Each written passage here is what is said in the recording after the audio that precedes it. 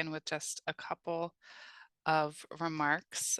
So, good evening, everyone, and thank you all so much for joining us tonight. It's a cold December evening and kind of a great moment to have a Zoom call where everyone can be comfortably at home and nice and warm.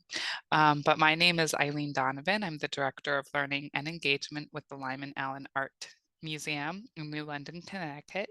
And we're so pleased to welcome Dr. Kelli Morgan for a talk, Blowing Holes in Traditional American Portraiture. This is our second of our annual Bernard and Nelly Murstein lectures in honor of the museum docents. And I'll be speaking a little bit briefly both about Dr. Morgan to introduce her, as well as then the Mursteins and the work that we do with our docents at the Lyman Allen. So, for our speaker tonight, Dr. Kelli Morgan is the very recently, appointed senior curator at the Charles H. Wright Museum of African American History in Detroit, Michigan. Over the last decade, her scholarly commitment to the investigation of anti-Blackness within American art and visual culture has demonstrated how traditional art history and museum practice work specifically to uphold white supremacy. Besides her own curatorial experience, she mentors emerging curators and regularly trains staff at various museums to foster best practices in collection management, exhibitions, community engagement, and fundraising. She is a leading and influential voice in furthering museum practice and has previously held curatorial positions at the Indianapolis Museum of Art at Newfields, the Birmingham Museum of Art, and the Pennsylvania Academy of Fine Arts. And so we're so excited to welcome you to speak with us this evening.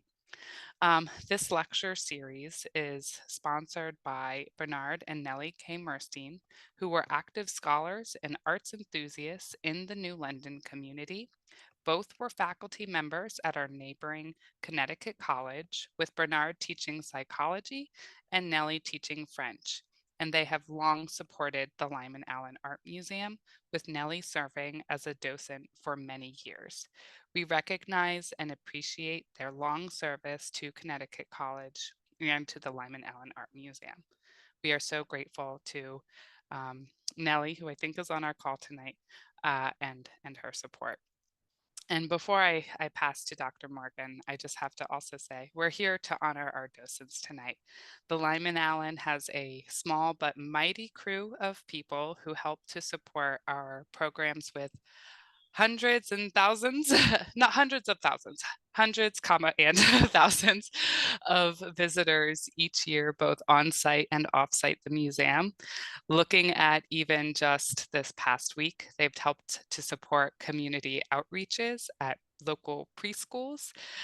Today, we had fifth graders touring around our exhibitions. Over the weekend, we had a fun family holiday event.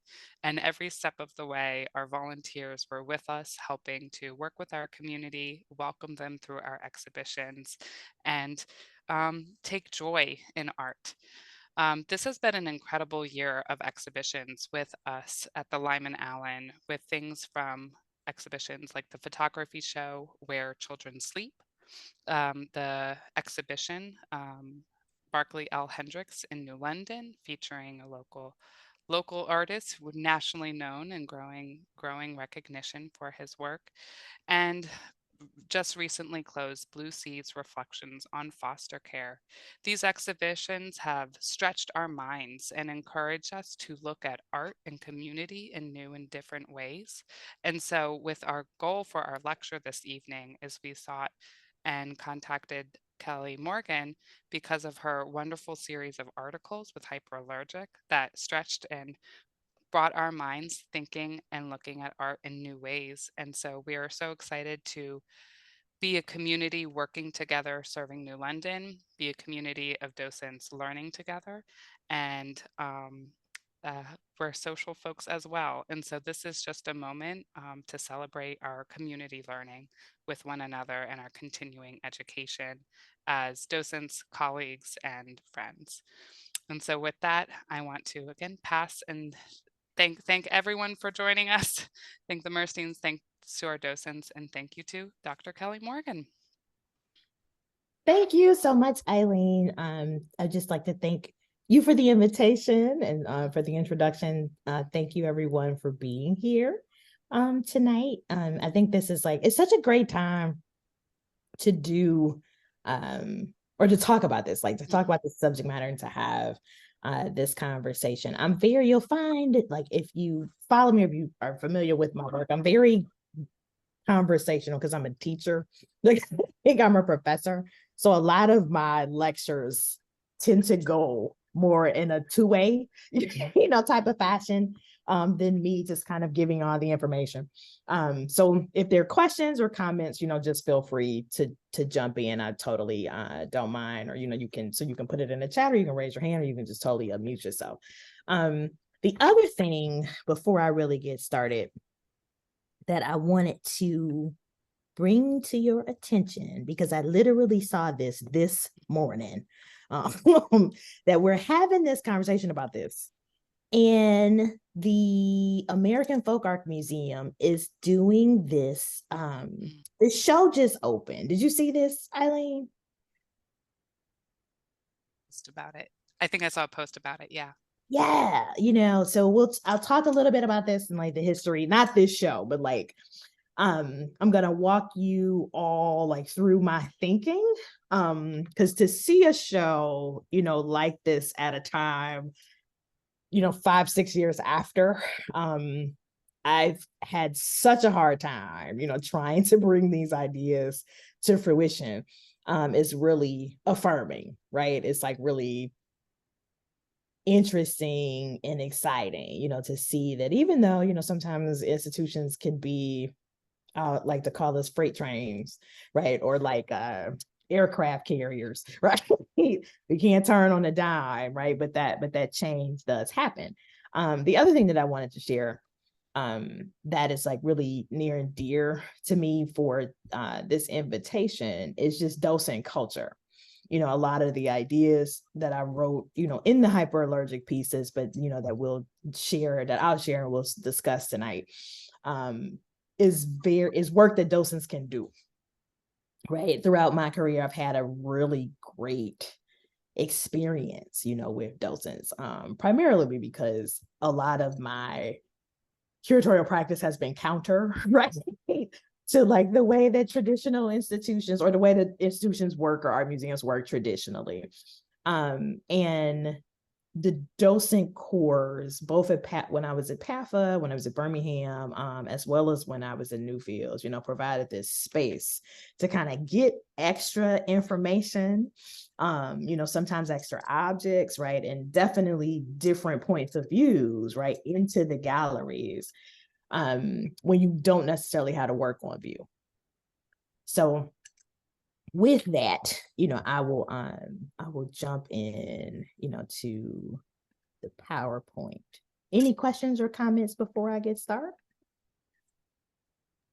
I'll briefly share. So the other image in our intro is a piece that the museum recently acquired by, I think, one of those underrepresented artists in the folk art period of Julian Hudson. So the museum purchased that piece last year and pretty immediately put it on view. So when we saw that folk art show, the news about it, we were thinking of our Julian Hudson.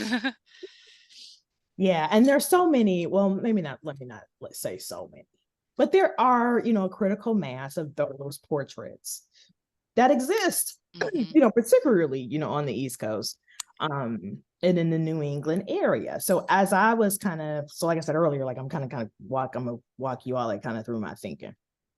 So a little bit more about my background. So I'm originally from Detroit. Grew up in a very Black space, quintessential Black city. Despite the really sordid mythology about Detroit, it's a really great place. And then subsequently, all of my academic training, so all of my degrees from bachelor's to PhD, is in Black studies. So my frame of reference, right, my sort of body of knowledge, right, foundational, always came from a really positive Black intellectual, right, Black cultural tradition. So I think being reared both as a person, like as like the way I was raised, my community, my family, but then I was trained as an academic, was always about questioning the traditional narratives, right? Questioning whiteness, how it shows up, how it's implemented, understanding it as a type of fiction, right? So I came into art museums, particularly historic American art, right? Even more specific, 18th and 19th century American portraiture, going, yeah, all of these stories, right? And a lot of these figures, like the stories and histories around these figures, are not totally contextualized as well as they could be, right? Or as accurately as they could be. So, you walk into any institution, traditional American art institution, across the country. And right, you have like just the litany of, old white male sitters. And I was never a person that was like, throw the baby out with the bathwater, right? So let's take down all the old white dudes, right? And like all the old white ladies and put up, the people of color. It was like, no, let's talk a little bit more about who some of these white folks are, right?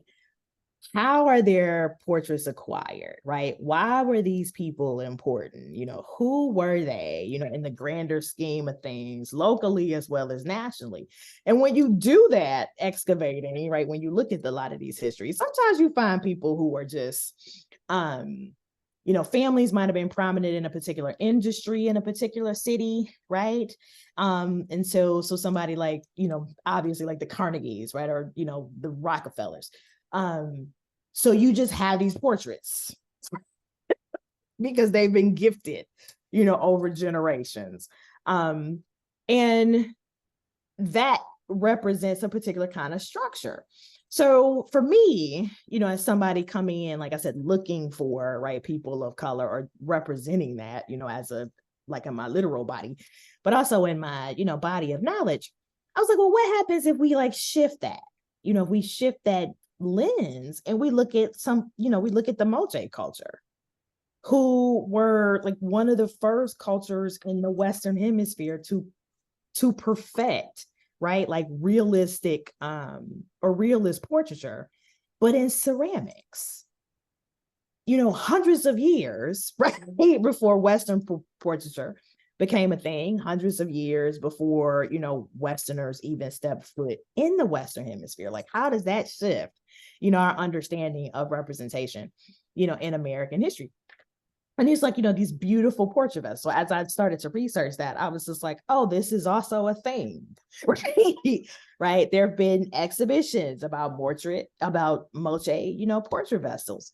Fascinating, right? That I'm working in institutions, that have these vessels, but are not representing that history, right? Same thing. So, well, actually, before I say that, so it was this idea of, and I think this very real action of like freezing, right, what we like to call pre-Columbian cultures, in the past. So I was thinking of other artists, someone like Kekuli Velarde, who's a Philadelphia-based artist, who was still working in these Moche portrait processes. So then I began to question the whole sense, of like how collections are divided up, what those narratives are, about particularly Native and Indigenous cultures, and that even though we know Indigenous genocide was a horrific thing, I always say, you can remove people, right, from their lands, right, or you can remove people from a particular place, but you don't remove people from their memories. So those cultural practices, still exist. Hence, or meaning, right, those people didn't die, right? They weren't just exterminated. So you can look at somebody like Kekuli's work and see that in this particular body of work, which is it's a really old body of work, but when she did this, her thought process, thinking about European colonization was like, what happens when these Moche vessels, when these vessels of ancient indigenous cultures sort of wake up and find themselves, in museum spaces, So in storage, right, in vitrines, on what would their reaction be, right? Because the other thing about multi-portrait vessels, they were portraits, right? So they represented people, right? And she imagined like what those spirits or how those spirits would feel, how those people would feel, kind of waking up and going like, where am I, right? Or this is not somewhere I'm supposed to be. I mean, I thought that was so fascinating because I was like, okay, if these frameworks are here, why aren't they showing up, in how we exhibit not just American art, but just how we exhibit art, period. And I got the answer to that question. I always say I learned that lesson the hard way, right? But that was like my impetus, about doing this. Jonathan Christian Caballero is another, contemporary Latinx artist that still works in indigenous, like ancient indigenous practices. And so this is a piece of his work that's called Seeds of Tomorrow. So when I wrote this piece, I was thinking about these things and saying, those meanings, like that, the importance of self-representation wasn't something that was just important, right, to Europeans, now settling the new world. It was important to human beings, right, throughout the course of world history. So at a time when Kant, like the people, like during the Enlightenment, so folks like Kant, people like Newton, Darwin, right, George Cuvier, the list goes on and on. When I can think about or thinking about white male philosophers and scientists who are trying to like prove that Africans are not literal human beings. You have somebody like Phyllis Wheatley, who is enslaved, but who is publishing, her own poetry. I mean, through her, through John Wheatley, the man, who purchased her, but who represents the same idea of, you can be removed from a place, but not removed from one's memories, right? So John Wheatley purchases her at 8 years old. She's a savant at that point. So thinking about how her mother reared her, how many, Yoruba languages could she speak, at 8 years old prior, right, to come into the US. So studying with John Wheatley's wife, picking up Greek and Latin for her was not something that was miraculous, right? Because she knows her own sort of acumen in linguistically, right, or intellectually. And she displays that, both as a writer and then also advocating, to have her self-portrait, go along with, right, her collections of poems. So I always say, people in enslaved Africans, first of all, slave holding and slave trading Europeans weren't stupid, right? Right. So they were purchasing specific groups of people for very specific things, because of their, again, acumen and in agriculture, engineering, right, the whole nine. But enslaved Africans weren't stupid either, right? Right. They weren't people who were born to be enslaved. Like these are people who had whole lives, prior to being enslaved. And so this is why the verbiage has changed, where we go from calling people slaves to saying enslaved, because slavery was something that happened to, right, African peoples of all shapes and sizes. Genocide was something that happened to, in indigenous nations. And so this coming out of this idea of not just seeing them, right, and discussing them in terms of their oppression, right? Because there was something before and there was definitely something after. And so I was thinking about Wheatley, when looking at these portraits, of like, say, Charles Wilson Peele's, portraits of different sitters around Philadelphia. I was also thinking about the sitters, kind of like the work you mentioned earlier, Eileen, right? And works by Joshua Johnson, of Black sitters in colonial Baltimore, portraits that we don't have visual record of, right? But we have a written record by Robert Douglas Jr., of Black sitters in colonial Philadelphia, right? So it's like, again, there's this whole history that's out there that's not showing up in the galleries. And then, this I'll skip through, but then there's the whole like phenomena of daguerreotyping in photography, right? So photography becomes, the preferred way that Americans like to represent themselves visually. And Black people, both enslaved and free, 1850s, began to photograph themselves in their families and communities at like record rates. So the other piece of this for me was, as I'm a graduate student writing my dissertation, so I'm in the archives, right? Library of Congress, papers at different schools, American Antiquarian Society, you name it, from Massachusetts to Georgia. And there are hundreds, right? Thousands of these daguerreotypes. And all of these collections, all of these archives, it's like unidentified Black woman, right? Unidentified Black man, unidentified Black family. And so I was like, okay, so nobody's thought about, like, clearly something was going on. Black folks felt some kind of way about photography. Right. Right. Frederick Douglass actually tells us what that is in 1870. Right.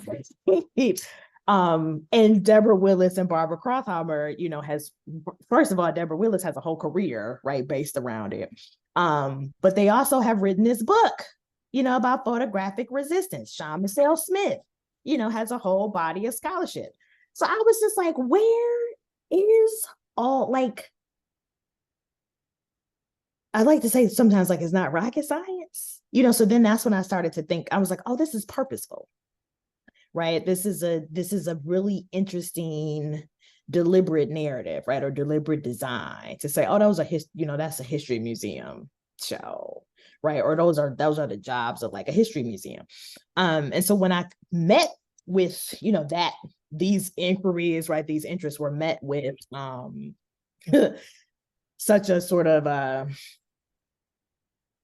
what would call like rejection, right? This sort of like elitist classist rejection from certain curators and, directors, some of my supervisors. It was my docent corps, who were like, we've been asking the same questions for 20 years, right? Right. And so I found a hole, with the docent corps, and also found docents who had taken it upon themselves to present this research, right, in the galleries, who were, being honestly like lied about too, where curatorially it was like, oh, they're just making up their own histories, because a lot of times just the way curatorial work is structured, curators aren't always able to do, right, the extra research around something that may not be their specialty. And so because of the class hierarchy, right, within the institution, it was this, and I've, I've experienced this at each of my institutions, right? It was this like sort of looking down one's nose from the curatorial department, right, at the docents, because the docents knew more, right, than the curators did about certain subject matters, not everything, but I kept running into this, around this particular subject matter. So again, it was like, okay, this is something that's really unique to American art. This is something that's really unique to like curatorial culture. And then subsequently having an institution like implement rules so that docents couldn't create their own gallery guides or, gallery tour scripts, just all kinds of things. And so I was like, okay, well, there's also like a structural resistance, to any of us, right, doing this work. So that's why I said it's fascinating to see a show like the American Folk at the American Folk Art Institution now, where I'm like, okay, so maybe, I was just 5 years ahead of time and just too much of a pain in the butt, right? To people. These were just more slides that I would, like I said, I can skip through. So we can get to your questions and comments, or just to see, how you all are feeling about these things. But it was, Frances Ellen Watkins Harper is another figure that I always like to present when talking about this, because she was someone else who was really adamant about photographing herself and subsequently using her photograph along with her writings, right? So she was an abolitionist.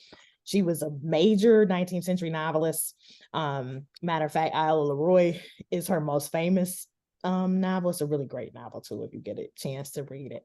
And then of course, oh wait, where did my Frederick Douglass slide? Oh, there it is. Oh, but of course, Frederick Douglass. But I always like to use Harper. I like to use Charlotte Fortin, because there were many, particularly African-American women, right? African-American female orators, writers, and abolitionist feminist leaders who were just as adamant about using the photograph as Frederick Douglass was, and particularly Sojourner Truth, and her, I sell the shadow to support the substance, because she made a lot of money, selling her carte de visite. And so I try to, just give audiences other figures to look up, in case you are presenting this stuff and you're like, we're constantly talking about Douglass and Sojourner Truth, you want to talk about other people. Those are some other names. This slide was just primarily, to kind of demonstrate again, like how important photographic representation was, to African Americans. And so I was in the 19th century. So then thinking, if we go back to Moche Portraiture, what would a gallery look like, if we really did like a history of like the importance of portraiture? So from an indigenous, quote unquote, ancient civilization, to 19th century African Americans, or maybe let me go back a century. So 18th century, right, European portrait, 19th century African American photographic representation, to present day selfies, and social media culture, right? What does it say about self-importance? What does it say about narcissism? Right? Right? Like how many conversations, right, can we have about value and worth and confidence and beauty and like all the things, around this historical practice that has really been important to numbers, right? Just a myriad of different cultures and different people, so, and then I was thinking about like how different, right, would a portraiture gallery look in an American art institution if we went about it in that way. I just love them, because this is the other thing that you see a lot of in the archives, like a lot of Black children, so again, that representing, right, oneself and one's family, was just as important, to African Americans in the 19th century as it was to white Americans. Any questions, comments? Okay, I can't see the chat. So now I'm kind of switching gears a little bit. So when I got to Newfields, I had a really, really great opportunity. Barkley and Susan, were really good friends of mine as I started out at PAFA. So I'll tell you a little bit about that story. So I started at PAFA in 2016. Pretty much, no, I hadn't finished my dissertation at all, but I was really well aware, of who Barkley Hendricks was. And there was the two patrons who were funding my position would have an event in Martha's Vineyard every summer. They still do it. And this particular summer, Susan and Barkley were invitees, and I was able to go, as this new curatorial fellow. And so we're on the ferry, and I was like, oh my God, that's Barkley Hendricks, right? Now, and I don't think I knew that Barkley and that we were coming for the same thing. And I think, but some kind of way, like I introduced myself when we started talking. I'm like having this whole girl moment, and Barkley's like, you know who I am, and I'm like, are you kidding? You know, and so we became, really good friends after that. And then it was so sad because he passed not too many years, after. But I'm super, super glad that I got to know both of them before then. So I was really able to get, again, like I said, this like crash course, in Barkley's work, because as a student and as an, studying American art history, what was really fascinating for me in being introduced to Barkley's work was like he's painting, these super almost hyper realist paintings, at a time when the majority of his contemporaries are working in one of two ways. They're working in Black abstract, or not Black, they're working in abstraction or they're working in like Black revolutionary methodologies, or that's the subject matter. But he stays with the Black figure. He also stays with like the ordinary, right, kind of quotidian, everyday Black figure. And I think that was like super, super important. I hadn't seen Trevor's show, so I hadn't seen like Birth of Cool or that kind of thing. And I get a call, from a collector who owned Dr. Cool. And I was in the process of like transitioning between my fellowship at PAFA and my position at the Indianapolis Museum of Art. And so in talking to this collector, it was like so disappointing because I had gone to PAFA's leadership and they were like, well, we don't really want, long-term loans, if he wants to give it or if he wants to sell it. And he didn't. He's like, no, I want to loan it. So it wound up like coming with me, right? To Indy. And this is like the Modernist Gallery, in the American Suite in Indiana at Newfields. And it was very heavy, like American modernism, right? George O'Keeffe, what is his last name? Charles Demuth. Thank you. Yes. Yes. Arthur Dove, right? Those kind of things. And so I wanted, because it was just this one room. And I was like, so what happens if we kind of put this, not just works by Black artists, right? But like work that kind of disrupts the narrative, of American modernism. Like we like to try to in American art, like to kind of paint this really neat narrative from like Stieglitz, right, to abstract expressionism. And there was a lot going on, right, in there. And even I think even afterwards, like, even the sort of the cut, like where do we kind of cut off? Because we like our time frames. And so I wanted to kind of trouble that a little bit. So I installed the Hendrix here, along with we had I'm gonna go back to do that. So we had a Sergeant Johnson. This is a Richard Hunt that was also, long-term loan. And so I could say, what do visitors take away, right, with looking at, again, a more diverse display of American artists who are working in various modernist styles from the 1920s, right, to the 1970s. The other thing that was really great about this is because you can find, right, the photograph of the actual figure, by Barkley. I love that he calls it Dr. Cool, because this particular guy is like what we call in the Black community is like a street corner preacher, right? Right, not actually a doctor, but could definitely pass, right, for one. And the way that Black spirituality, does function in the community and function in a lot of Black families, particularly in Christian circles, as a type of medicine, right? And Barclay's whole point, I think, in representing people like this was to demonstrate that you didn't have to be, right, an elite,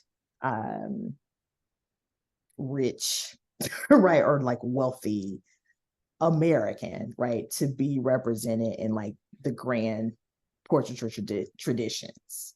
So just the kind of like, again, just like everyday guy that you would see just walking through, pretty much any Black urban neighborhood in the city. I was at Newfields, Patricia, from January of 2018 until July of 2020. My resignation from Newfields is honestly like what I'm most known for. So if you guys want to talk about that, we can totally, talk about that. But yeah, that was this work. This was kind of like the beginning of a much deeper project that I was working on at Newfields that kind of led to all of the drama that happened around my resignation. I like to do these kind of what I call litmus, institutional litmus tests. And this was the first of 3. And by the time I got through all my litmus tests and actually got to the meat of like reinstalling the American wing grounded in these ideas, it caused such an upheaval within the institution. Like, I mean, I've never seen anything like it before. And that prompted the director at the time to write a very problematic job description for the museum director position, which called for that person, like a responsibility for that person was to maintain the institution's core traditional white audience. And that need, I guess, for the administration, to word it that way, was a direct response, to this work and some other work that my colleagues were doing that was centering, not erasing, right, like white people or white narratives or anything, but it was really like complicating it, right, and just bringing out the constructs, of it. It wasn't just simply, acquiring the Kara Walker or the Simone Lee or the Titus Kafar, right, or the Kehinde Wiley to just say, and Black people, right, or and Latinx people, across the board from programming, in various areas in our curatorial suite. We were doing this kind of what I like to call blast work, right? And really sort of laying bare, like, so for instance, my colleague Shelley Salem, was really doing a lot of talking about how even in committing her collecting plan for the design, because she was the curator of design and decorative arts. So even though, she had committed herself, to only acquiring works by, artists of color and women, she had done so for the 3 years that she had been there. We got one gift that completely like wiped out, all of the track or all the progress she had made, because every artist in this gift was a white male, so it's like stuff like that. And I think all of it together, I think it just kind of really triggered clearly the director, but I think it really triggered the board of trustees as well. And like I said, so it led to this really problematic job description that really just kind of blew the institution, wide open. So for me, it was again like really affirming, and it was really like vindicating, because I was like, this light bulb went off. One, thinking about, again, thinking you all, right? So thinking about like the opportunities, right, that docents have to shift this culture. Looking at the reasons, right, possible reasons why institutions try to keep curators away from docents, right, and vice versa. And then saying to myself, like, oh, like the issue is that it actually does work. Because what the job description, at Newfields demonstrated was that, yes, there is this very particular white supremacist patriarchal structure that is being deliberately maintained. So I started to say, well, if you do this kind of work, and you do it properly, the system and the people who uphold the system is like, problematic, will really expose themselves. Right. So from there, I went to Tufts, which was my previous position. And I created a graduate curriculum, around how to actually implement work like this, not just at the curatorial level, but from collecting, conservation, fundraising, community outreach, across the gamut. So I will stop there. And thank you all, for listening, and just being here.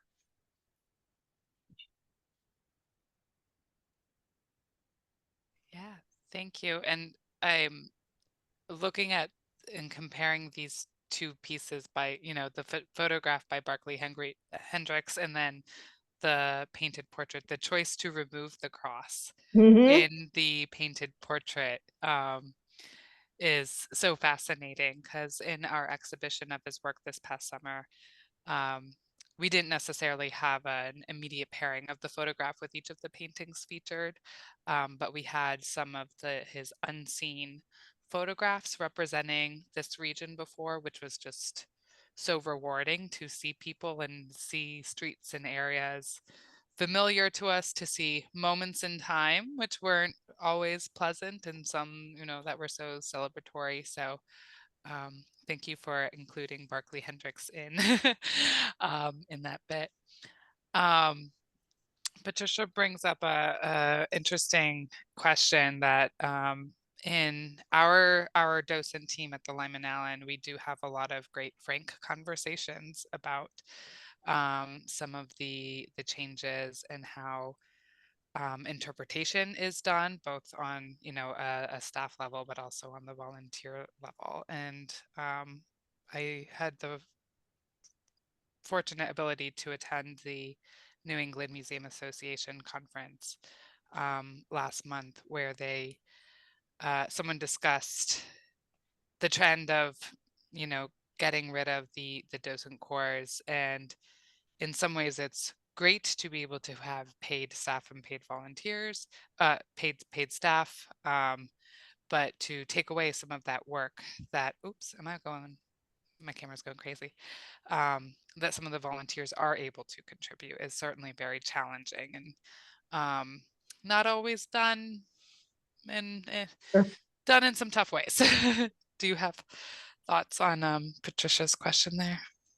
Sure. Yeah, I do. I feel the same way, right? Mhm. Like it's a really fraught subject. Mhm. Because some of it comes, from the whole, again, like throw the baby out with the bathwater. So this history of, docent corps being, trustees' wives, right? Right. And docents being privileged enough, right, wealthy enough, right, or resource enough to, volunteer. Um, and paid intern, the paid intern staff model is another kind of pipeline, right? A way to introduce different audiences, and to get different people through the door. I'm always like, the institutions aren't going anywhere anytime soon. We need both. Mm-hmm. Right? So you don't necessarily, have to just sunset your whole docent program. How about you can, in my mind, I'm always like, you can bring in paid, because if they're volunteers, they're volunteers. right? And so they can choose to train. Because a lot of times docents, will have an institutional history, right? That the staff may not necessarily have. So I think there's like, it's again, like I said, in a perfect world, like in my mind, I feel like there's a way that we have to be open, to doing both things. I know change is always difficult, right, for everybody. But we do have to respond, to our contemporary moment. Mm-hmm. But I don't think we always have to just sort of scratch everything, and start over, right? Like part of one of my pet peeves, sometimes even as a professor, right, is like how ahistorical, right, we are in contemporary, in our contemporaneous moment. Decide that we're in this like anti-fact, right, anti-intellectual culture, that just drives me crazy. While at the same time, right, information is everywhere. You really, I think it's we have to have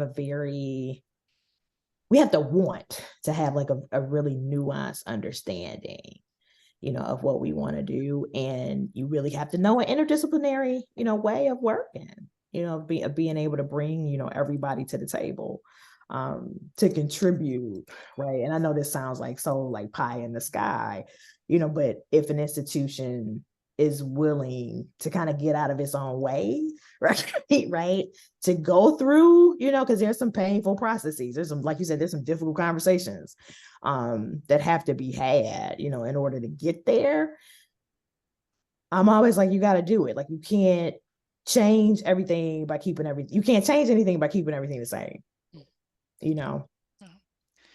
And where, the Lyman Allen, we have about equal number staff, 14 staff and 15 or so volunteers. And we appreciate how much, again, we are really a learning community, and the work that they've done in the past couple of years. I started in 2021, and so kind of on the tail end of the pandemic, doing a lot of being the new girl with our docent team, and what we've all done together in the past couple of years has, just really, I think it reinvigorated our program and reinvigorated the work that the team is doing.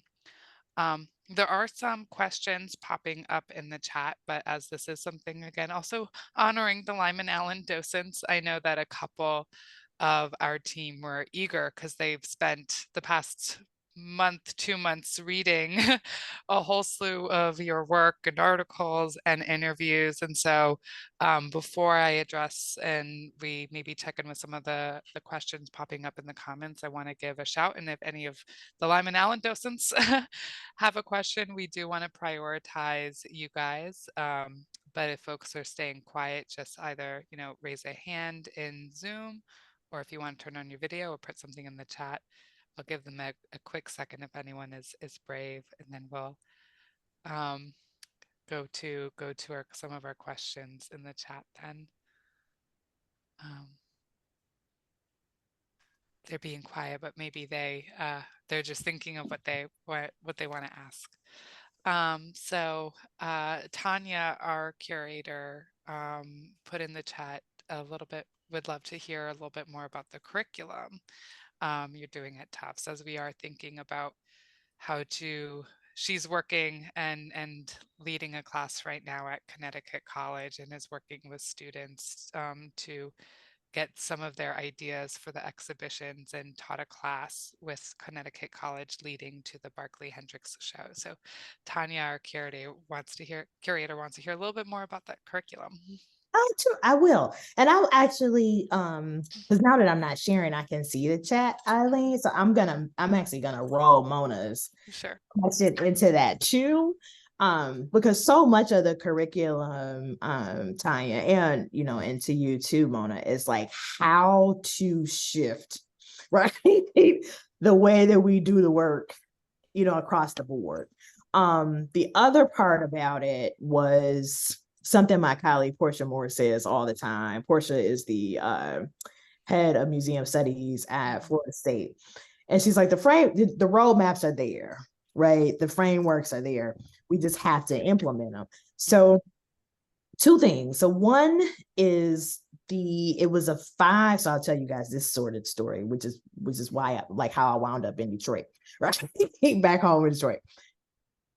It was a 5-course curriculum. It was an online program, online graduate certificate, because I was focused primarily on emerging curators or museum professionals, right? So wherever you are, in the sector. And I was really focused on those. So like you all, docents or museum professionals at that senior or like mid-level point in their careers who don't want to go into administration, right? But find themselves, like again, at this contemporary moment needing to relearn. And it was, again, 5 courses altogether. The foundational course was called Art, Whiteness, and Empire. And that was the foundational course because as I left Newfields and began to do this training, right, and do this kind of seminar work, not just around the country, but even in Europe, it was so many museum professionals who could recognize the problem, like could say, okay, there's a white patriarchal capitalist issue that we're up against, but they didn't know the history of like why it was there, right? Or didn't necessarily know the functionality of it. So I started looking at curatorial studies programs, museum studies programs, and I was like, there is absolutely nothing that talks about this. So even point, right, the curriculums are outdated or quote unquote, right, a little somewhat wrong, right, to maintain, right, this ignorance, to maintain it. So I created a course called Art, Whiteness, and Empire that begins in 16th century Italy, with the Medici dynasty, which is the art patronage and the current funding model, right? Right. So think about that. So here we are in 2023, utilizing a financial model that was birthed directly out of colonization, right? Because if we know something about the Medici dynasty beyond the Italian Renaissance, is that they were bankers, right? They were a banking dynasty. They were a banking family that literally controlled the movement of commerce, right? And the movement of money, right? Throughout Central Europe for centuries, right? And who are they funding? They're funding the Spanish dynasty and its colonial pursuits, right? They're funding the Portuguese monarchy and its colonial pursuits. So I was like, how is this not taught? Right. So that was the first class. The second class goes more to Mona's question, where it's called curating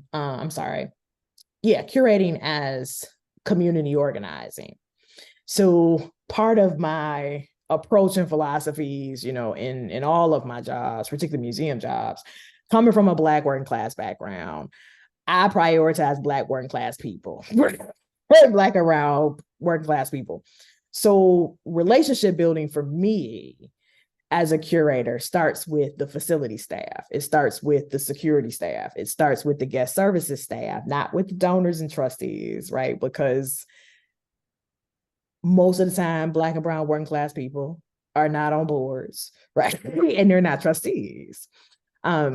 So I would make those connections personally, because some, I'm in these, have often been in these spaces, alone, right, by myself, don't know anybody to the city, just kind of moving. So there is, it's the way that I find a church, it's the way that I find a barber, right? It's the way that I find my way around the city. Among that, because community and people are so central to my practice. And oftentimes, again, Black and brown working class communities, art is not, something that is funded in the school. Sometimes it's not even offered.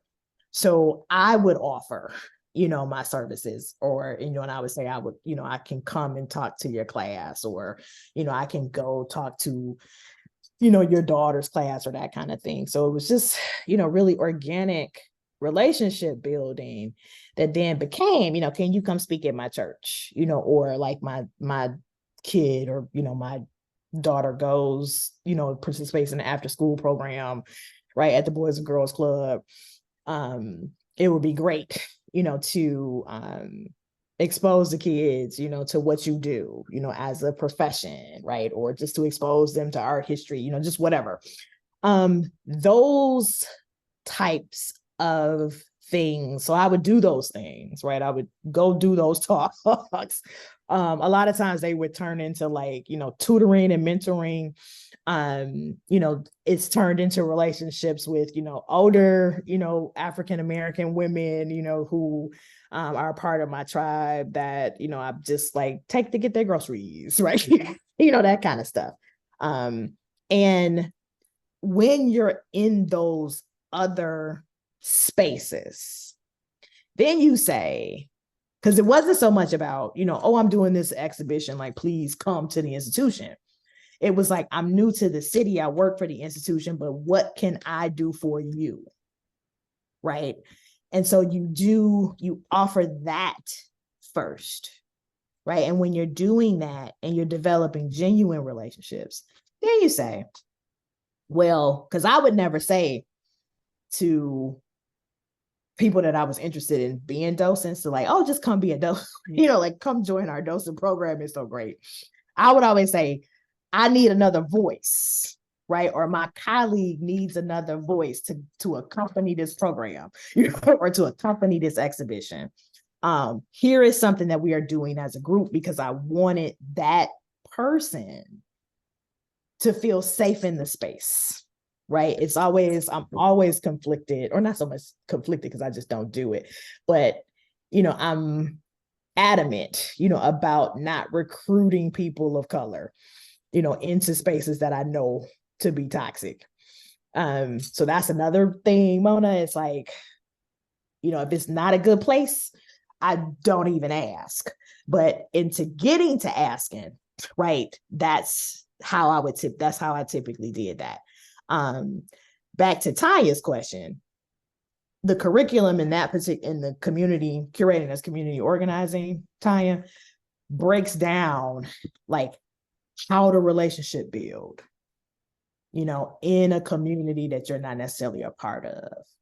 And then this is how, you can build, like once you build the solid relationship, then you begin to ask, in what ways, might this person, want to be involved, or this community want to be involved with the institution.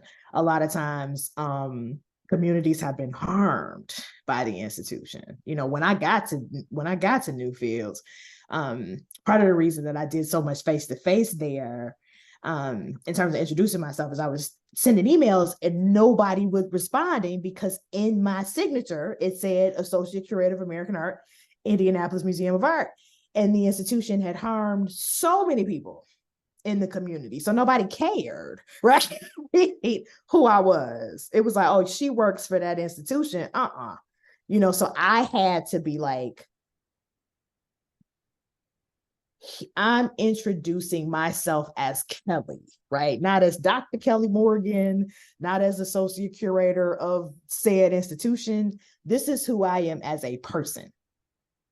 This is how much I care about you, in this space and what you're already doing in it. I always say like 90% of this work really just requires you to be a decent person. To be honest, I'm like, it's really not that, not that hard. Because so Mona, to your, to your comment, here, the comment you just put in, and you just have to go around them. So going back to Tanya's question, so one of the third classes in the curriculum was called anti-racist approaches. I'm sorry,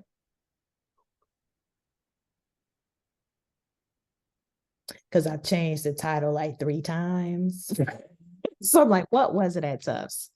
Because it was a class that was already existed that I revamped. I want to say anti-racist approaches to collection management. And so that course goes from what is a curator, right? What is a curator's responsibility?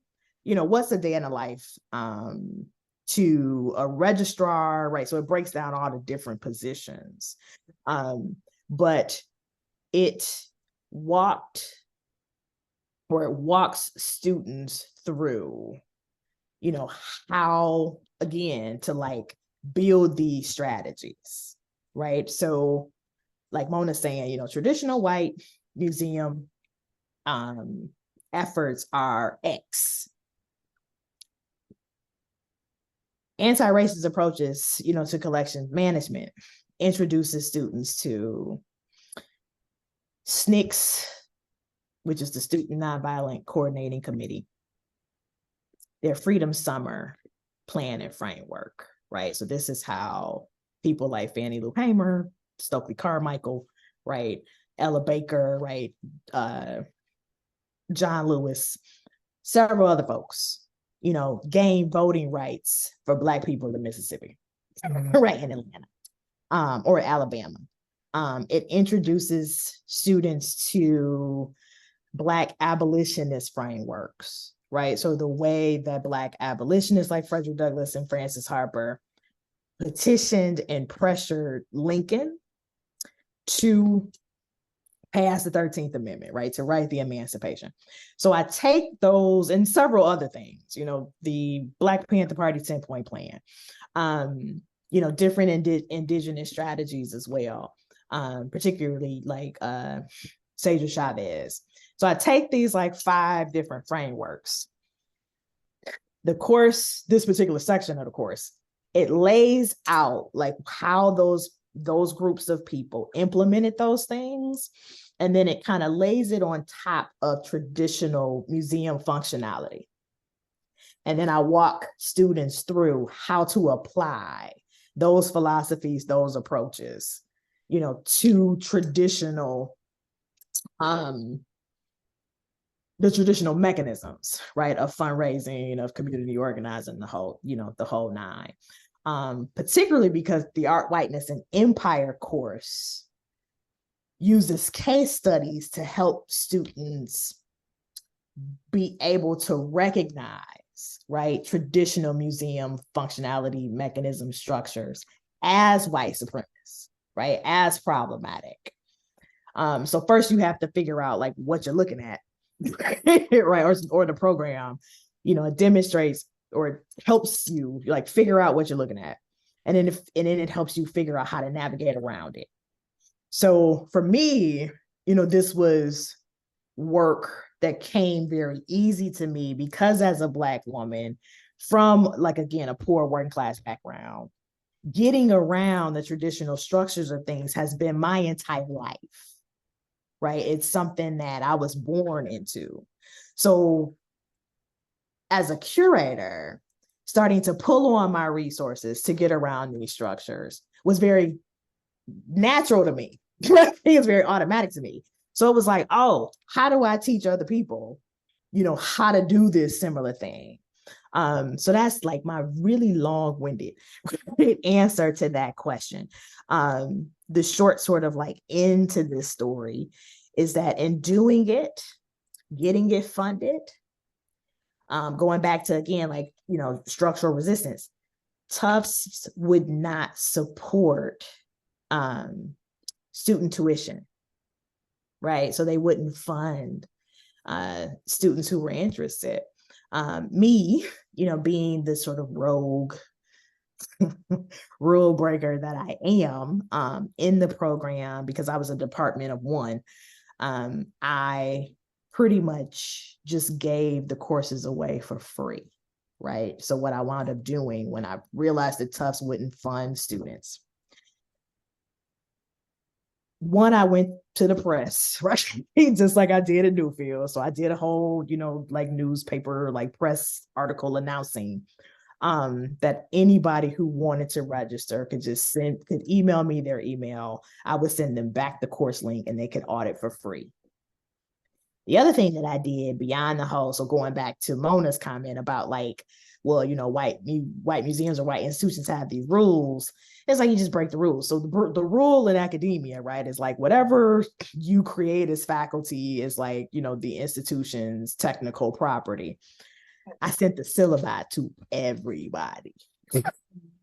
So anybody who wanted the syllabus, to these 3 courses, I sent it out. I will send it all. I will send them to you if you want. And helped academic colleagues at other schools develop the courses, right, under different names. And I quit, right? So that was the other thing, where I was just like, you're not going to fund students. That's fine. Just because you won't fund them doesn't mean I won't teach them. So I had probably about 81, students register, for auditing, and people just kind of came because I was like, well, nobody's actually like taking the classes, so you guys can move in and out of them as you want to. I recorded them and then I sent the recordings out, because for me, it was about, how do I get this information to as many people? I'm not going to allow, right, Tufts gatekeeping as an R1 university that functions as more like an elite liberal arts college, to stop the work that needs to happen simply because I'm their Black Lives Matter hire, right? Simply because this is a white institution trying to check the diversity box. So I always tell people, like, you have to really know your why. You have to know why you're doing it. So for me, taking the Tufts job was really about getting the information out there.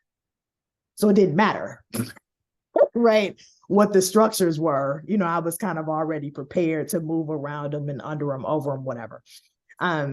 So yeah, again, like I said, these are my really, really long-winded answers, to your questions. But I will also say, and then I'll be quiet because I see Jonathan has his hand up.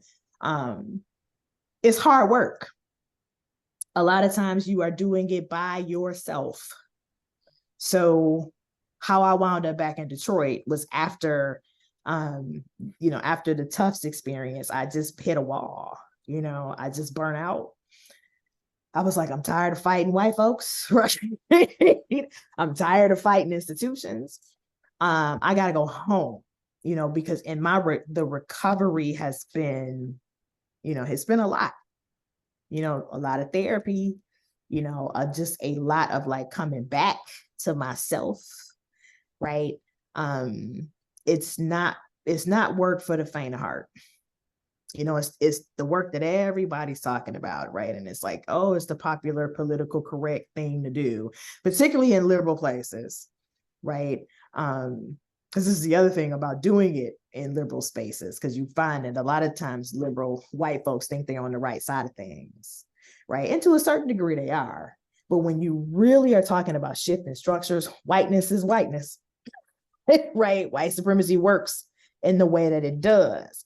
So in liberal spaces, you will find that you can only get the work done as far as that liberal comfortability can maintain itself, right? As soon as you kind of begin to push that button or push that limit, the same structures, the same resistance, the same reactionary responses will happen. And people will go, but this is Connecticut. But this is Massachusetts, right? You're right, because we have this fictive narrative in the country that these issues are only a problem in the South. That's not true now. That has never been true. It will, or it's not true now. It wasn't true then. It will never be true. Right? Like Malcolm X said, the Southern state starts at the Canadian border. Right? Whiteness has a functionality. I always say white supremacist, white patriarchal capitalism affects us all negatively differently. So you really have to understand it, nuance from a gender in terms of gender, in terms of sexuality, in terms of class, right? To be able to navigate it like that. And you really only get that training in cultural studies, Black studies, Latinx studies, right? Chicano, Boricua studies, Native American studies, because we are the people who have had to navigate it from all those different perspectives and all those different ways. So yeah, so I created a curriculum, that was really attempting, right, to do that, right, to educate people from all of these different indigenous, right, or BIPOC perspectives. Jonathan?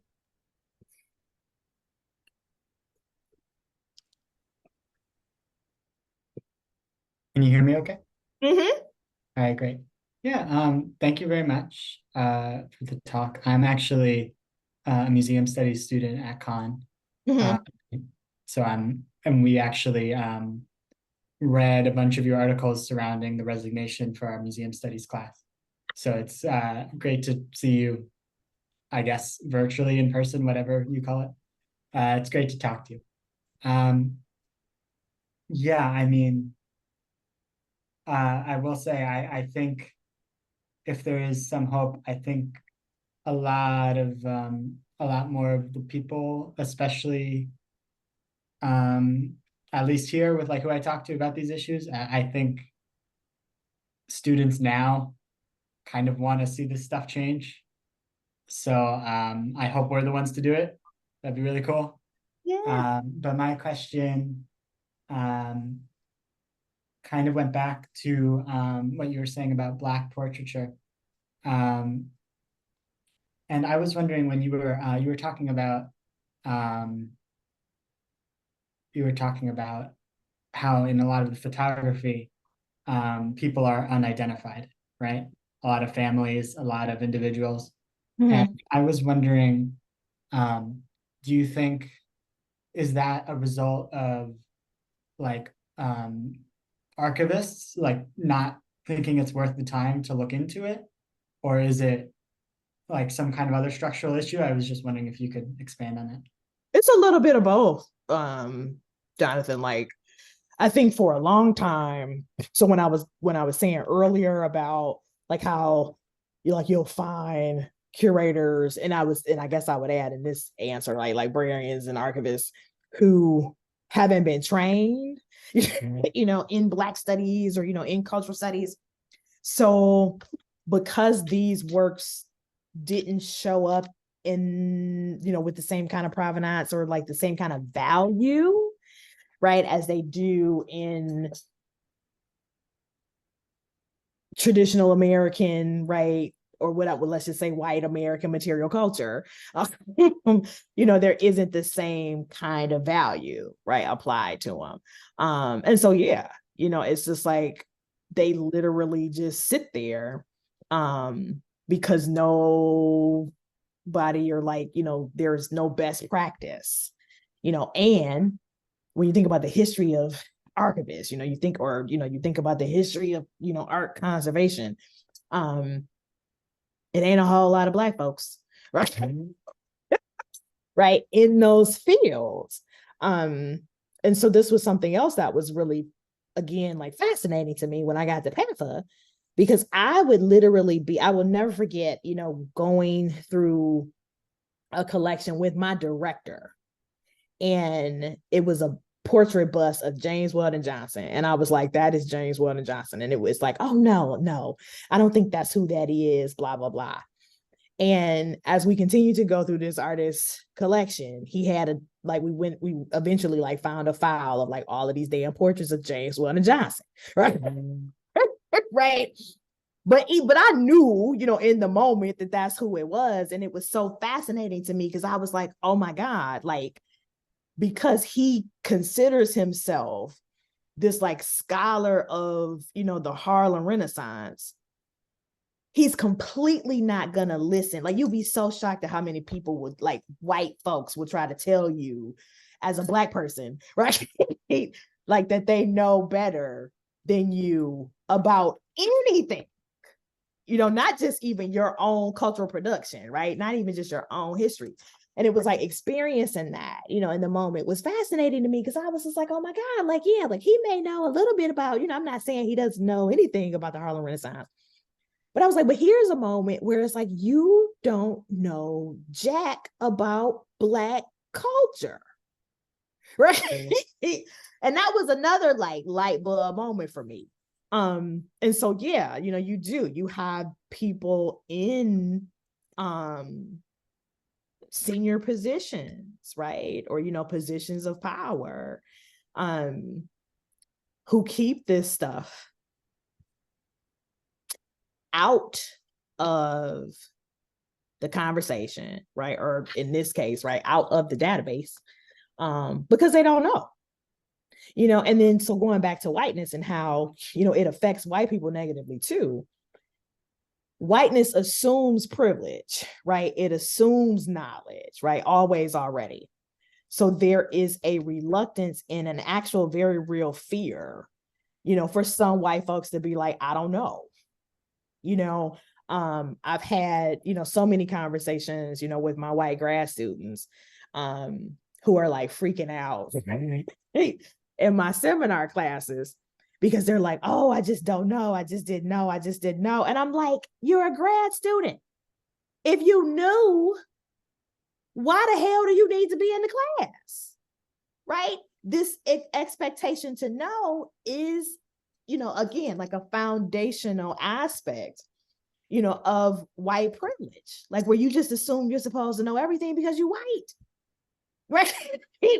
And it's like, and when I say that to them and they go, oh my God. Yeah. And I'm just like, well, yeah, like, why would you know anything about, or like how, right? Have you ever had to know anything about, Black folks in 19th century Philadelphia?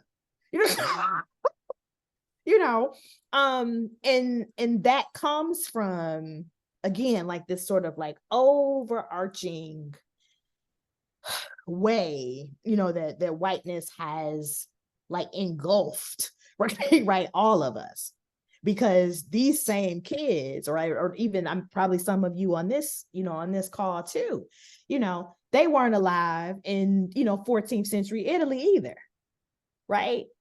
But there is a type of command and and recognition, because whiteness allows it.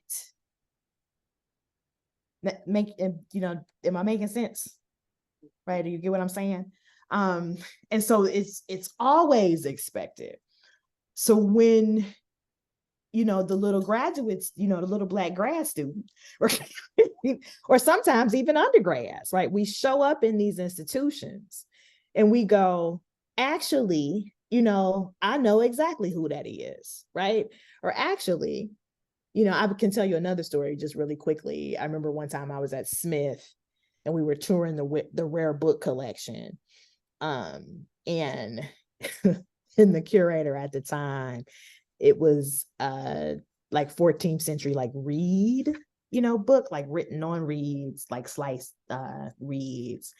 And he was going through this whole like, it's, oh my God, this is so ancient, and it's in this, it's in this really, old language and nobody can read it, and, all of this, mystic, blah, blah, blah. And there was an Asian young lady, in my student group, or, in the group with me, who just quietly raised her hand and she said, I can read it. you know, you know, and he turned beet red. So it's like the way that, again, like people, they would just make shit up. Like it's wild. But then they keep us out, right, of the field. They keep us out of the jobs. Again, like I said, to maintain a type of fiction. So you're absolutely right about that. And it's not everybody, like, it ain't all white archivists, right? Or like all white curators. But it is like systemic to the sector, right? Not just institutions, but the like just kind of the way the entire ecosystem, is structured.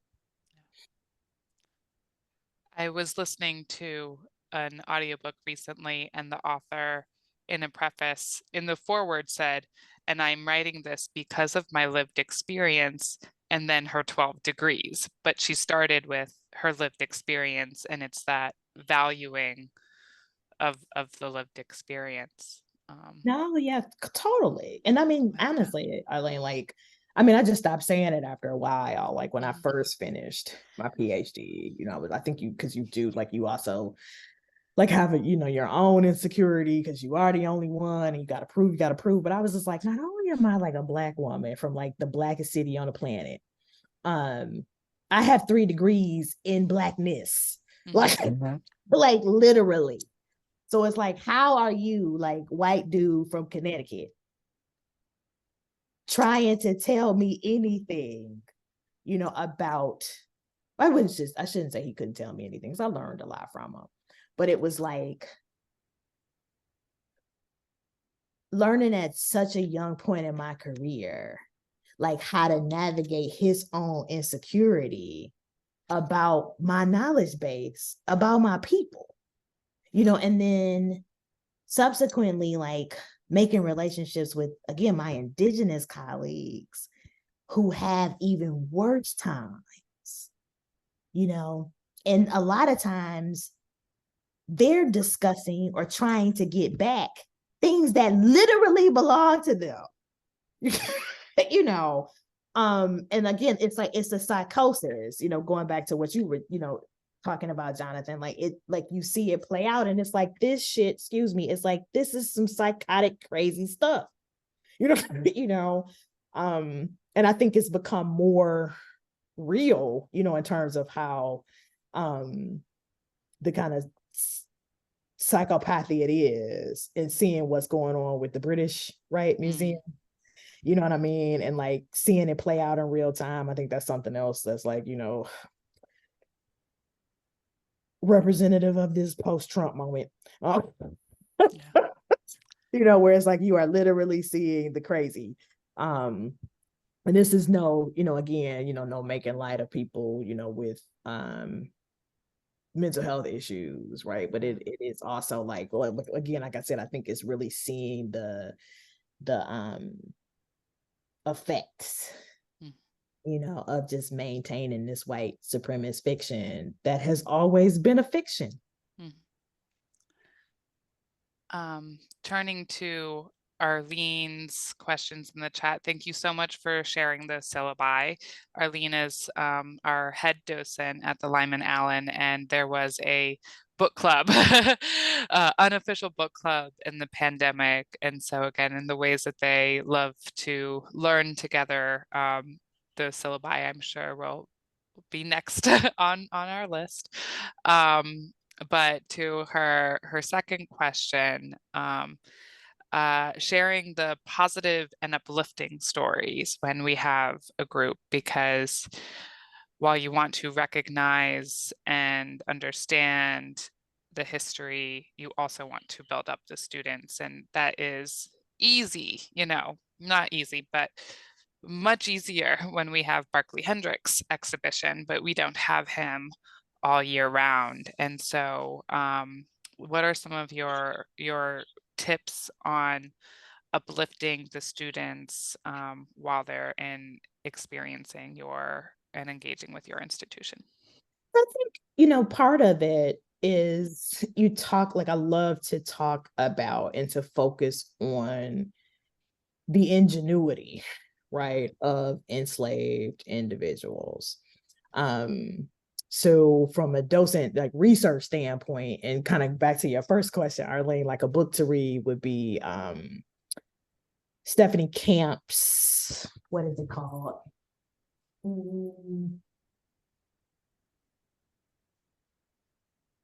Closer to Freedom. And she really sort of maps out, let me put that in the chat. I'm looking it up to do that. Okay. Yeah. He really maps out like that ingenuity.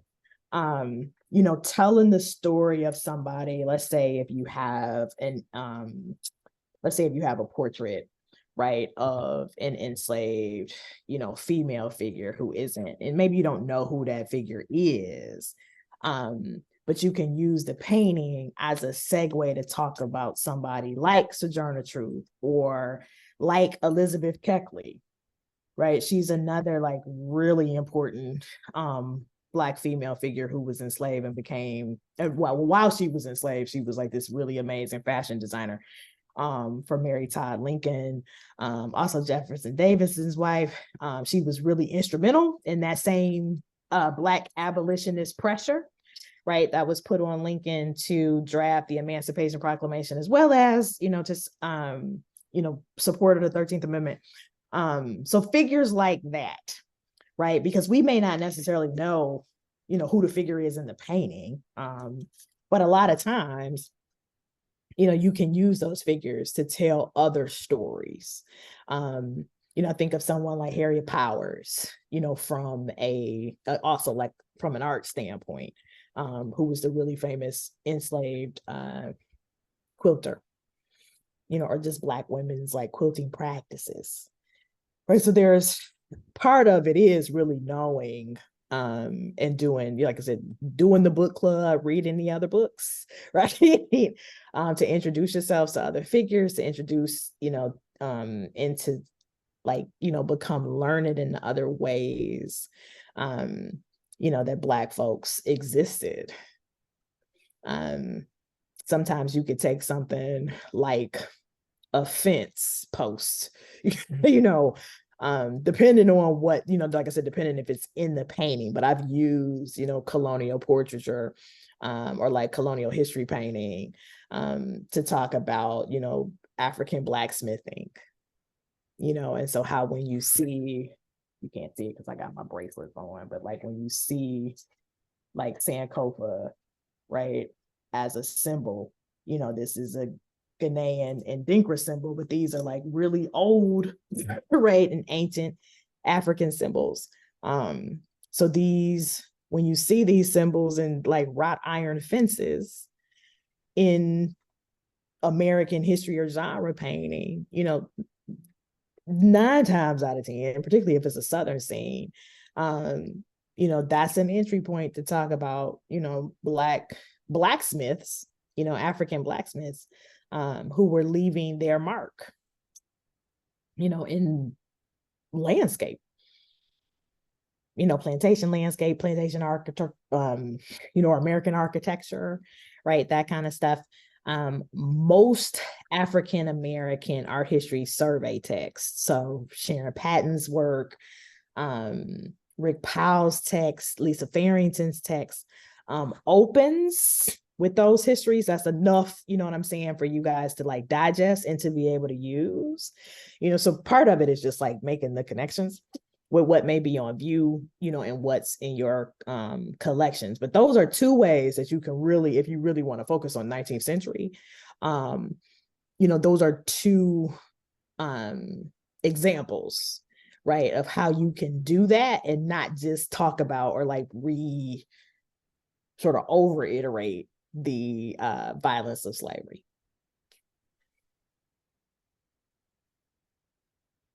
Thank you. Yeah. I have not seen other questions pop up, but want to give a final. Does anyone else have any other questions? Oh, there's Tanya. Hi, I'm cooking my dinner, so I've been off on the video. Thank you. This has been so amazing and so inspirational. And I feel like the amount of work that you've done,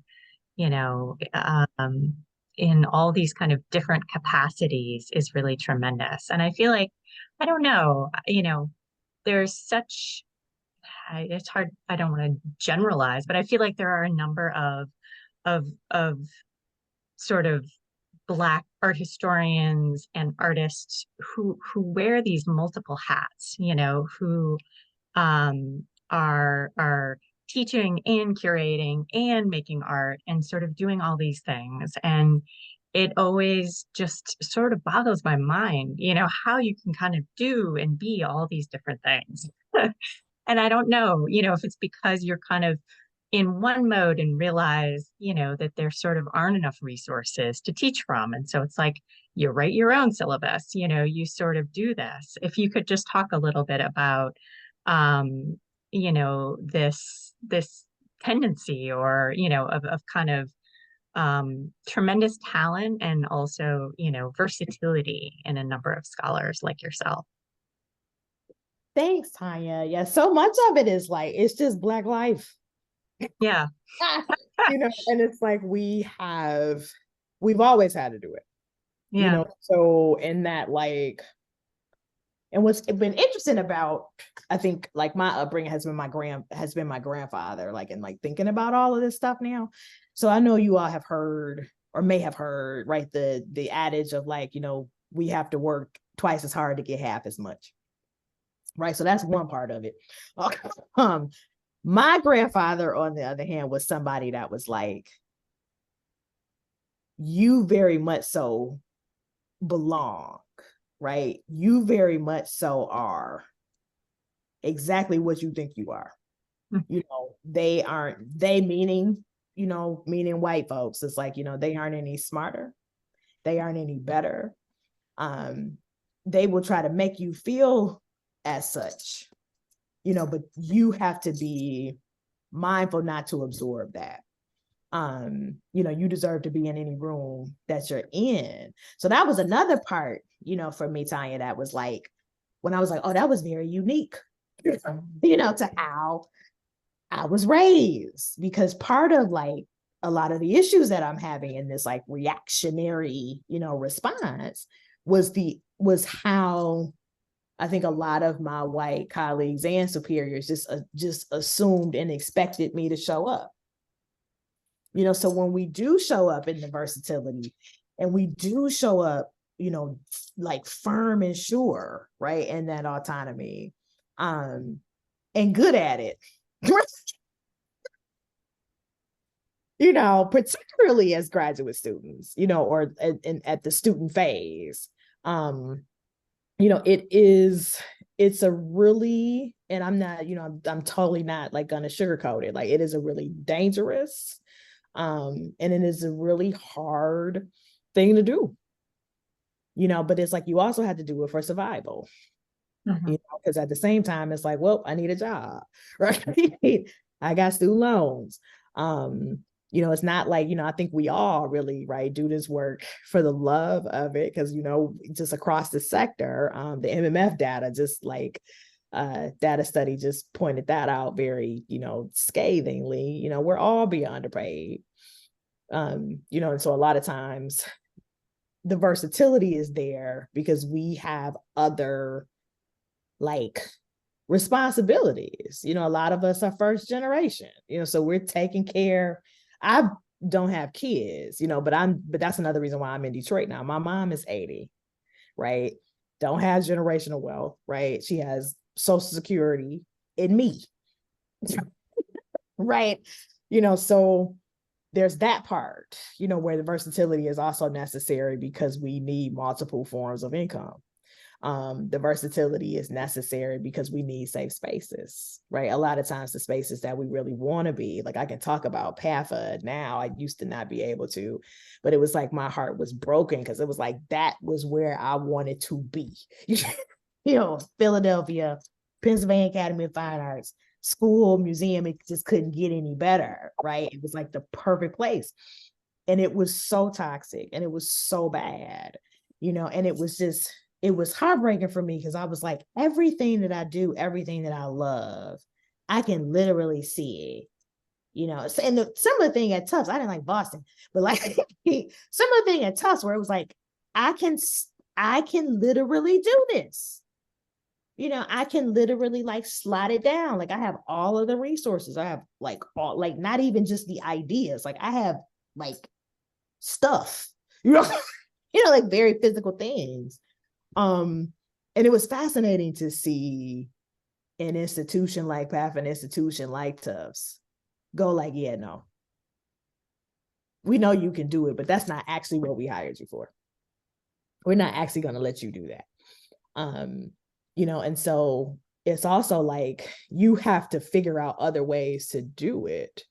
Because this is something else I talk publicly about as well, right? Like you have to figure out other ways to do it, because a lot of times the traditional ways are also closed to you, so I don't have a book out, right? Because I have been this squeaky wheel, that has ruffled feathers in several different places for several different people. So my book proposals, don't get accepted. Sometimes even like, journal abstracts, simply because I'm one of those, like,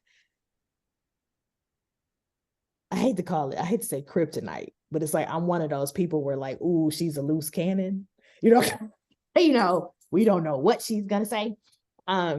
So you find more of my work through the lectures, right? So that, which was also me going back to a 19th century framework, right? Right? Most Black women, who were politically, intellectually, right, involved were orators, and so I was like, okay, well, the field has a thing, about me publishing, thank God for hyperallergic. But I was like, I'm just gonna talk, and I've been doing it for years. So it works out.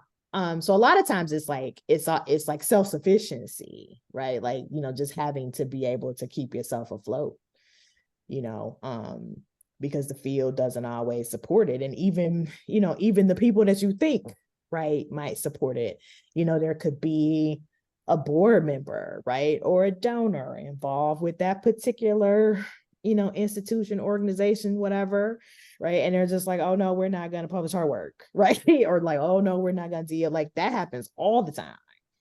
And not just to me, but to tons of us, in the field. Like there's, again, like I said, particular structures, even in like the funding community. That's shifting right now, because we got the whole like white guilt money, right, that's happening. But then you also have Ford and Mellon, who are just like, oh, we created these pipelines, but we didn't actually like prime the field, right? Or we didn't. So there's like a way that Ford and Mellon is doing all of this corrective work, right? That's been really helpful, because that started to come out more, on top of the fact that we also started speaking publicly about how exhausted we are, and just how sick we get. Because the other part about it, like where you're just like, oh my God, it's amazing, or like, I don't even know how you guys do it. And it's like, there's a moment, right, when the computer goes off and there's, or we get home and our lives look completely different. Right? You up at night because your back has been hurting for 6 months. You are struggling, to rest, or you're struggling with, migraines, or just all other just all types of stuff, because the work takes a toll, and it's not sustainable for anybody. It's not.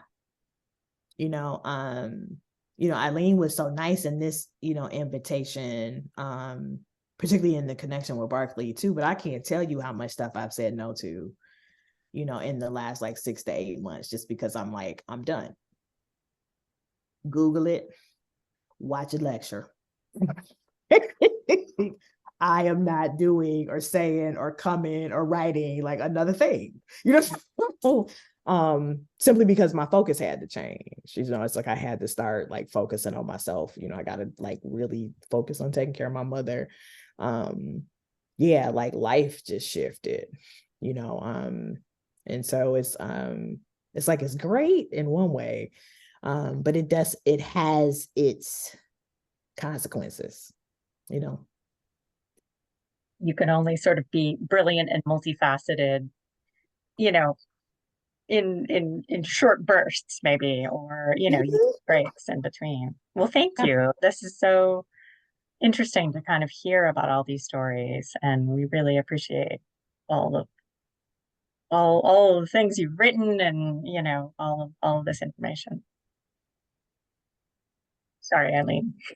You can jump in. No, I mean that's just exactly what it is. We're so grateful that you, yeah, had time to see us. I think I saw Jonathan raise his hand again, and maybe if just because we're reaching a later hour, we'll make that the last question of the night.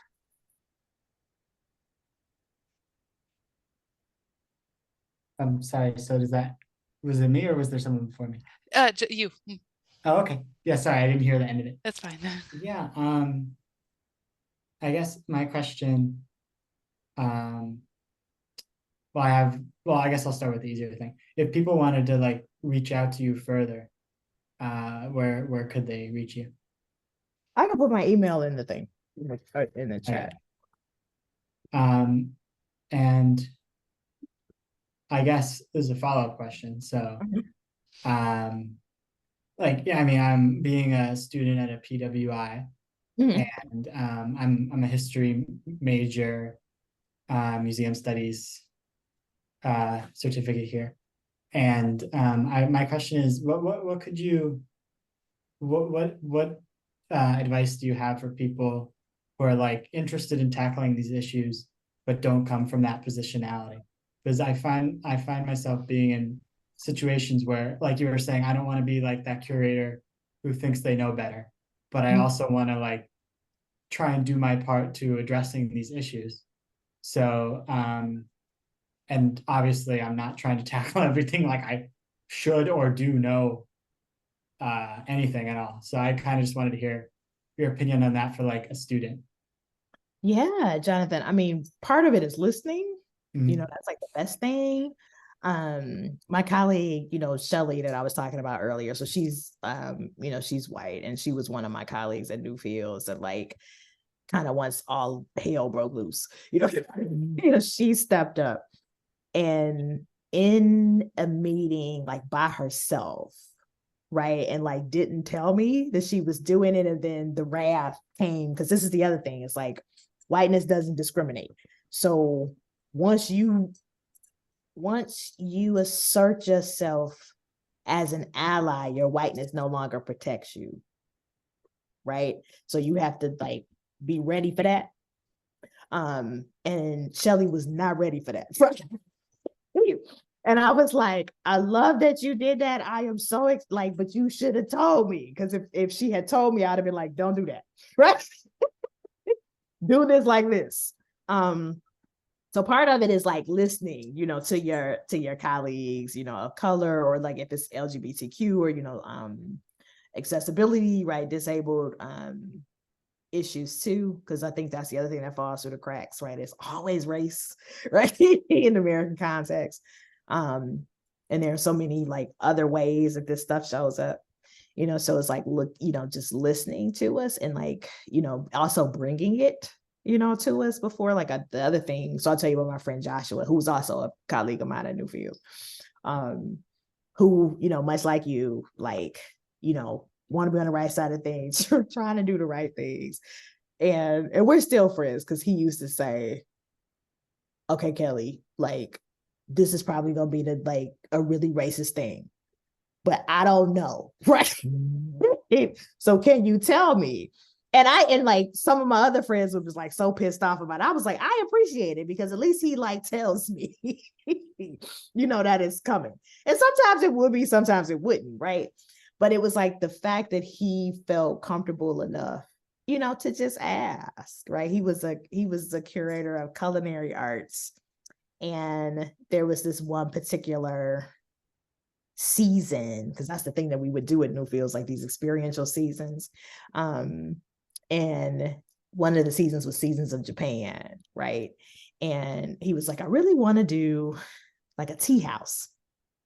And he was asking me like how to approach our Asian curator, right, to have these, really difficult or like uncomfortable conversations. And I was like, Joshua, like, I have no idea. Like, one minority don't get you all the minorities. I don't know nothing about Japanese culture. Like, I can facilitate because, you know, I think John is cool because John Teramoto was our colleague, and John's like super great, but he was older, right, and like kind of cantankerous, or could be, you know, sometimes. So Joshua was like, I don't know, I'm like nervous, and I was just like, well, let's like the three of us sit down. I'm gonna be completely transparent, right, and be like, I don't know anything about any of this. And so those are certain ways, you know, like I always use Joshua and Shelly as examples in answering that question, because those are ways that like two of my white friends as allies, in a really fraught situation, because we were all, you know, affected by the madness that was that place. In a really fraught situation, you know, I think approached that question, Jonathan, in like really, really good ways. You know, and get multiple perspectives. You know, that would be another thing too, because what the experience may be for, you know, your Black friend, right, or Black colleague, it may be something completely different for your Asian colleague, right? You know, so getting multiple perspectives, you know, is really important too. And then I did see Eileen, Patricia had also asked, like, what were my three, like, Oh, yeah. I yeah, missed what were that. my Sorry. three litmus tests? So Yeah. you, like, Patricia, it depends on the institution. But like what I did at Newfields was first, like I said it, right? Because, you know, new curator, can you do a lecture, right? So I said it in a lecture, saw what the response would be to that, because it's like when you do the lecture, it's kind of cool, because particularly if it's introductory, because everybody who like works at the institution is going to come. Everybody who's interested, right, across the community will come, right? So you can read the audience, right, where you can say, okay, I can see who's here, I see who's not. And then you kind of mind their responses. So that's one thing. So from doing, I remember that first lecture, I talked a little bit about lynching, right? And it was a couple things, you know, there was a person who had come up to me afterward, like, so the Black folks, you know, in the audience, you know, came up to me afterwards and was like, oh my God, girl, right? Right. There was a really prominent white art patron, you know, in the community that came up to me afterwards and was like, be careful. You know, what you're saying is not untrue, but this is stuff that we don't talk about here, you know, in Indianapolis. I didn't know how true that was, right? Because upon my resignation from Newfields, you know, I got like 6 death threats. So this is the other thing that I'll be saying about like the work ain't no joke. But that lecture kind of gave me a sense of what I could do next. So the second thing was installing the Barclay Hendricks, right? So what's the response gonna be to putting a portrait that's not a Kehinde Wiley, right? That's not necessarily, you know, Barclay's work isn't, you know, completely unknown, right? But that isn't necessarily recognizable, particularly in Indiana, right? In a tremendously prominent spot, right, in the institution. And the reaction was primarily positive. So then I was like, okay, so people are hungry for it. You know, people actually want it. So when I really, like what I really wanted to do, which I actually did do, and that's another lecture, but but there was a rotunda gallery that was like the kind of like the sacred space in the American wing. So, you know, like church services would happen there, right? Yoga would happen in that space. But that space was a completely white space. All of the work in that space was also turn of the century. So it was all 1907, 1908, related to industry for the most part. And so I was like, well, why? right, are why is Northern industry? There's a very specific reason, right? Why Northern industry is booming at the turn of the century.